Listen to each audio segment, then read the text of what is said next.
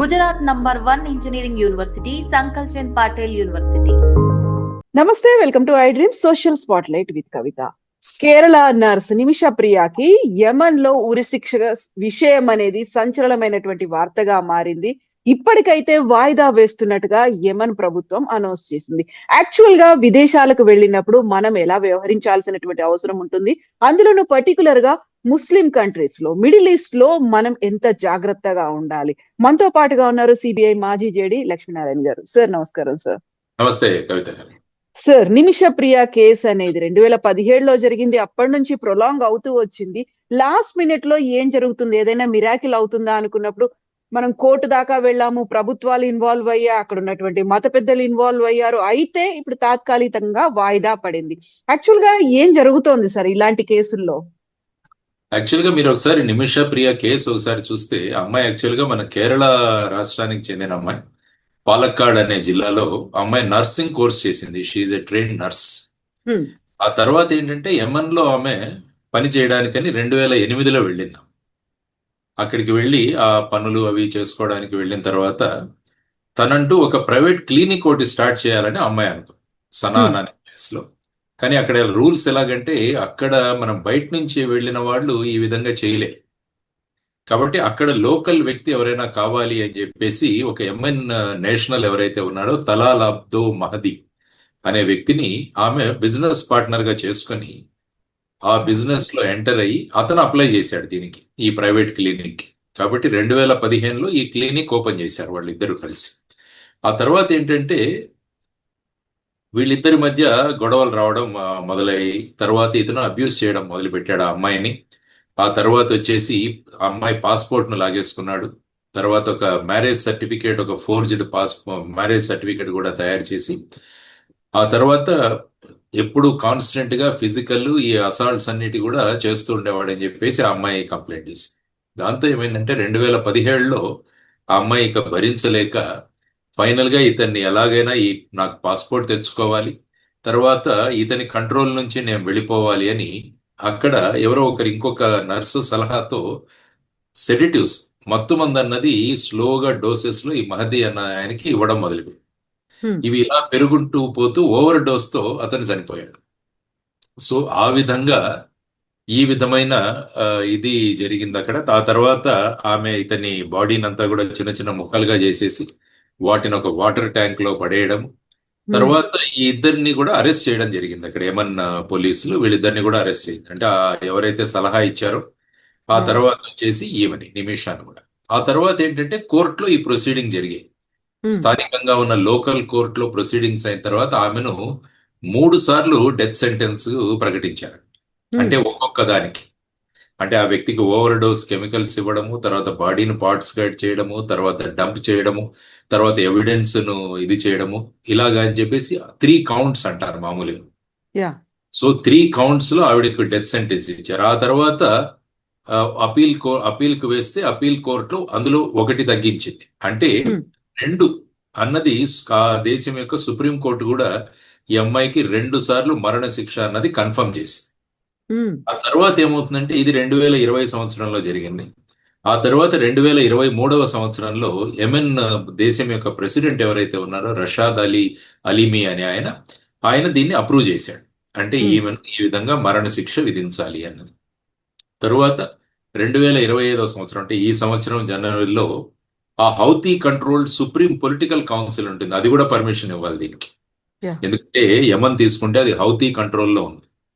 కాబట్టి మహదీ అల్ మషాత్ అనే అతను head of Houthi controlled supreme political council, ఆయన కూడా దీన్ని సంతకం పెట్టాడు. సో ఈ విధంగా ఈ మొత్తం కేసు ఇది డీటెయిల్స్. ఆ తర్వాత ఏమైందంటే ఇక వీళ్ళు అప్పీల్ చేసుకోవడం మొదలు పెట్టారు.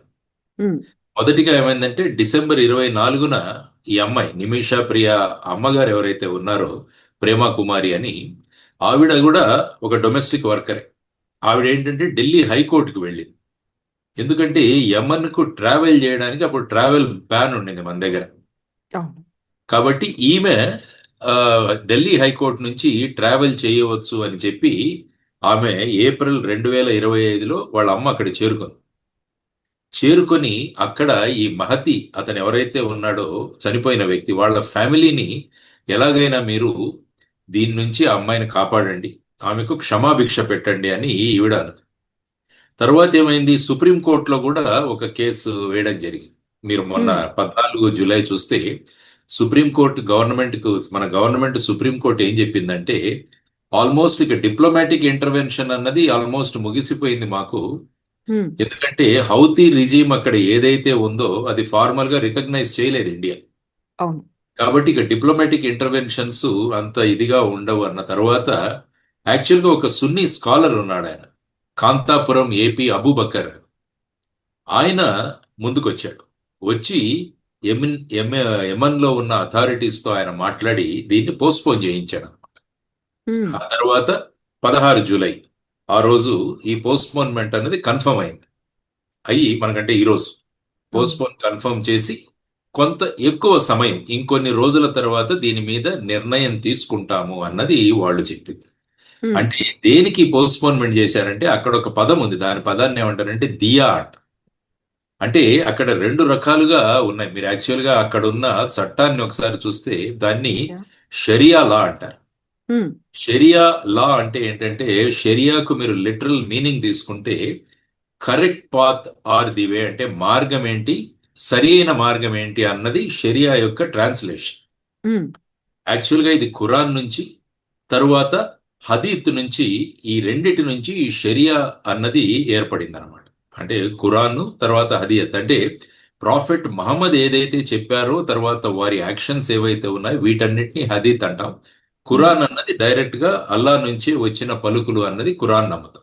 సో ఈ రెండిటి ద్వారా ఈ షరియా అన్నది ఏర్పడింది అనమాట. సో ఇప్పుడు ఈ షరియా నుంచి వచ్చిన దాంట్లో 2 ఉన్నాయి. ఒకటి ఏంటంటే ఖిసాస్ అంటారు, రెండవది వచ్చేసి దియా. ఈ 2 పదాలు మనకు తెలియాలి. ఖిసాస్ అంటే ఏంటంటే ఐ ఫర్ ఐ, అంటే మా వ్యక్తిని వీళ్ళు చంపారు కాబట్టి ఆ వ్యక్తిని కూడా చంపాలి అన్నది మొదటి ఇది. రెండవది వచ్చేసి దియా అంట. దియా అంటే దీన్నే ఇంగ్లీష్ లో బ్లడ్ మనీ అంటారు. అంటే ఏ వ్యక్తి అయితే ఆ కుటుంబం నుంచి వాళ్ళు కోల్పోయారో దానికి కాంపెన్సేషన్ గా మీరు డబ్బు రూపంలో వాళ్ళకి ఇస్తే వాళ్ళు ఈ ఎవరైతే వ్యక్తి చంపారో ఆ వ్యక్తికి క్షమాభిక్ష పెట్టచ్చు. సో ఇప్పుడు ప్రస్తుతానికి జరుగుతున్నది ఈ దియా అంటే ఈ బ్లడ్ మనీ గురించి నెగోసియేషన్స్ జరుగుతున్నాయి. అంటే ఎంత కావాలి వాళ్ళకి, ఏ విధంగా వాళ్ళు సాటిస్ఫై అవుతారు అన్న దాని గురించి. అప్పుడేమవుతుందంటే ఆ ఫ్యామిలీ ఎవరైతే ఉన్నారో, ఈ వ్యక్తి ఎవరైతే మరణించాడో ఆ వ్యక్తి వాళ్ళ ఫ్యామిలీ ఏం చేయాలి అంటే మాకు ఖిస్సా అన్నది వద్దు, మేము దియాకు అగ్రీ అవుతాము అని చెప్పేసి వాళ్ళు మాట్లాడారు. కాబట్టి వాళ్ళు ఏం చేయాలంటే ఖిసాస్ అన్నది మాకొద్దు, అంటే మాకు ఐ ఫర్ ఐ వద్దు, అంటే కంటికి కన్ను, అంటే మాకు చావుకు చావు అది వద్దు, కానీ మేము ఈ దియా అంటే బ్లడ్ మనీని యాక్సెప్ట్ చేసి మేము ఆ అమ్మాయికి క్షమాభిక్ష పెట్టడానికి సిద్ధము అని అంటారు. ఇది యాక్చువల్గా ఈ కాన్సెప్ట్ ఖురాన్ లో సురా అల్ బక్రా అని ఉంది, అందులో 2:178 అంటారు. దానిలో ఈ సిద్ధాంతం ఉందన్నమాట. అది యమన్ లో పీనల్ కోడ్ లో దాన్ని రికగ్నైజ్ చేశారు. సో ఇది టోటల్ గా లీగల్ పొజిషన్ మీరు చూసుకోవచ్చు. సో ఇప్పుడు ఈ దియాని వాళ్ళు ఒప్పుకుంటే ఈ అమ్మాయి ఆటోమేటిక్ గా వదిలేస్తారా అన్నది కూడా ఒక క్వశ్చన్. అంటే సపోజ్ ఇప్పుడు వీళ్ళు దియాకు ఒప్పుకున్నారు, ఎంతో టర్మ్స్ అండ్ కండిషన్స్ ఒప్పేసుకొని మాకు ఆ కిస్సాస్ వద్దు కానీ మాకు ఈ దియా, మేము బ్లడ్ మనీ ఏదైతే ఉందో మాకు ఓకే, కాబట్టి మీరు ఈ అమ్మాయికి మేము క్షమాభిక్ష పెడుతున్నామని వాళ్ళు చెప్పిన తర్వాత ఏమవుతుందంటే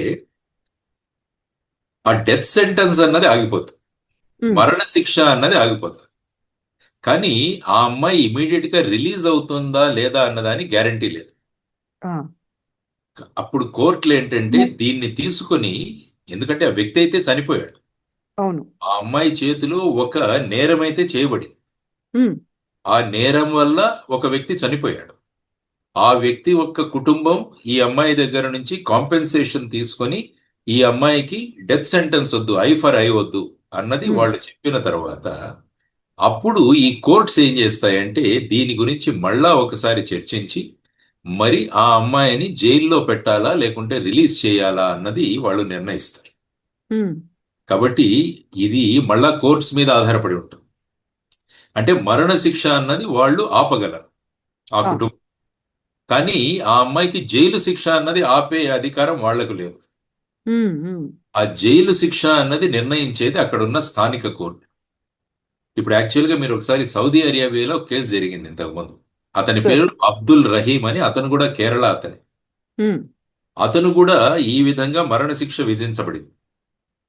అతను బ్లడ్ మనీ పే చేసి ఆయన మరణశిక్ష నుంచి తప్పించుకున్నాడు, కానీ ఐ థింక్ సుమారుగా 20 సంవత్సరాల శిక్ష పడింది అతనికి, జైలు ఉమ్, శిక్ష.